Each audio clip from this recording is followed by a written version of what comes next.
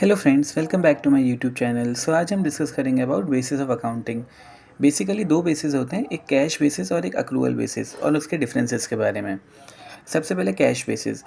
Cash basis of accounting means an accounting method where payment receipts are recorded during the period in which they are received and expenses are recorded in the period in which they are actually paid. Cash basis का ये मतलब होता है, इन्हें accrual basis से कोई मतलब नहीं होता। जब पैसों का लेन देन होता है, सिर्फ तभी अकाउंट्स में आप उसे रिकॉर्ड करते हैं। दूसरा है अक्रूवल बेसिस। ये ज़्यादा लॉजिकल बेसिस है और हर जगह लगभग यही यूज़ होता है।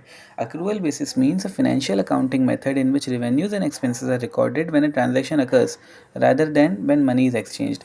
अक्रूवल का ये मतलब होता है when the right to receive payments is established. जब काम हो गया तब आप उसे रिकॉर्ड करते हैं। इसमें कोई मतलब नहीं होता है आपको कैश मिला है कि नहीं मिला है, क्योंकि हम सर्विसेज का फ्लो देखते हैं। फॉर एग्जांपल, जैसे कोई पर्सन है, वो सैलरी बेसिस पे एम्प्लॉयड है।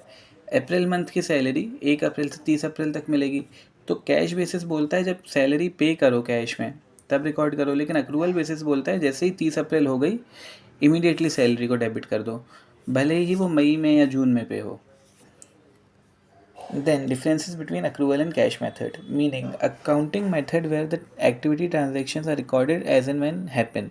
This is accrual basis, and cash method का ये मतलब होता है when money flow takes place at that time it is recorded.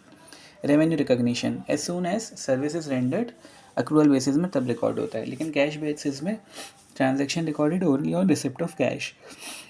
Next is number of accounts maintained. Accrual basis में 3 अकाउंट्स मेंटेन होते हैं, कैश बेसिस में 2 अकाउंट्स मेंटेन होते हैं। Ease of maintenance, accrual method is complex as multiple accounts. बहुत सारे accounts maintain होते हैं, लेकिन कैश मेथड बहुत ईजी होता है क्योंकि less number of accounts maintain होते हैं। कैश अकाउंट ही बेसिकली मेंटेन होता है। सूटेबिलिटी जो बड़ी बड़ी ऑर्गेनाइजेशन होती हैं वहाँ पे अक्रूवल बेसिस चलता है। कैश मेथड छोटी छोटी ऑर्गेनाइजेशंस में चलता है। एक्यूरेसी, ज़्यादा एक्यूरेट ऑब्वियसली अक्रूवल मेथड ही होता है क्योंकि it covers liability and income as they fall due. लेकिन cash method is considered less accurate as it can mislead due to the long time span. Gap मतलब होता है generally accepted accounting principles. Generally accepted accounting principle accrual method को recognise करता है और cash method को recognise या approve नहीं करता। फिर टैक्सेशन, अक्रूवल मेथड में मोर अप्रोप्रिएट फॉर टैक्स फाइलिंग, लेकिन कैश मेथड में doesn't recognise this method for accounting.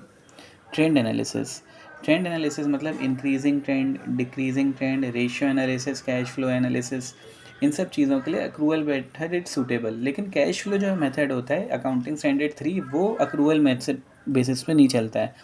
एक यही एक्सेप्शन है पूरी अकाउंटिंग में। पूरी अकाउंटिंग अक्रूवल बेसिस पे चलती है, लेकिन सिर्फ एक एक्सेप्शन है accounting standard 3 cash flow statement, जो सिर्फ कैश बेसिस पे चलता है। So that's it guys, thank you so much.